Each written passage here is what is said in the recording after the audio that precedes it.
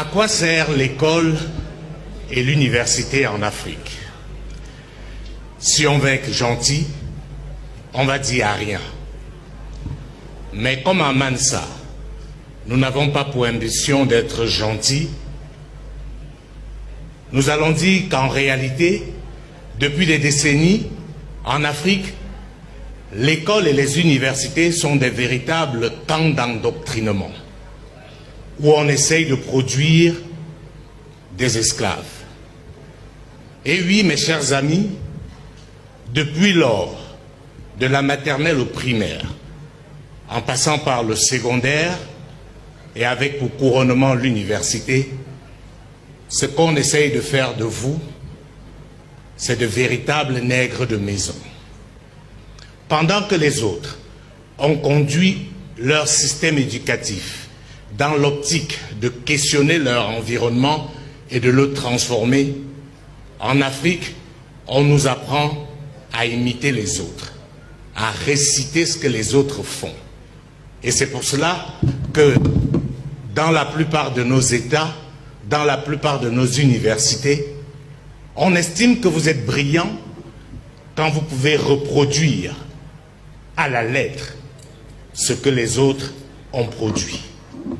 Ce n'est pas un fait de hasard que même dans un domaine essentiel comme la philosophie, nos référents viennent d'ailleurs.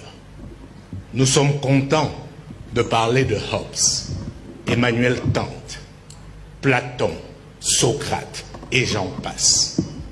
La question que j'aimerais nous poser, c'est qu'est-ce que ceux-là savent de l'Afrique?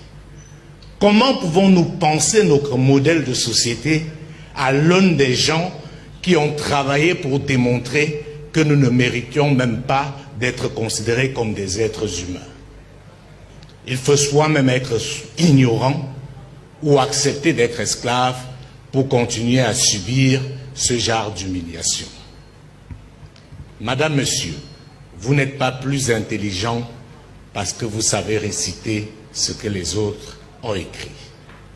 Chers amis étudiants, vous n'êtes pas plus brillants parce que vous pouvez citer les plus grands auteurs du monde. Nous sommes venus ici ce matin pour vous dire que certains de vos enseignants, à défaut de vous mentir, vous travestissent.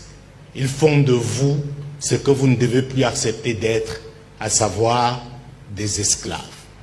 Ce n'est pas un fait du hasard si dans nos habitudes de consommation, dans notre façon de nous vêtir, dans notre façon de penser et même dans notre façon de manger, nous singeons les autres.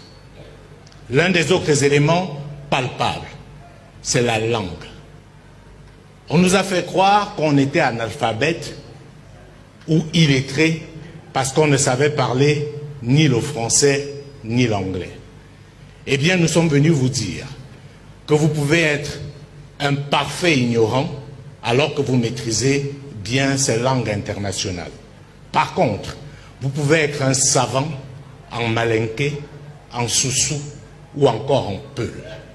N'ayons plus peur de qui nous sommes.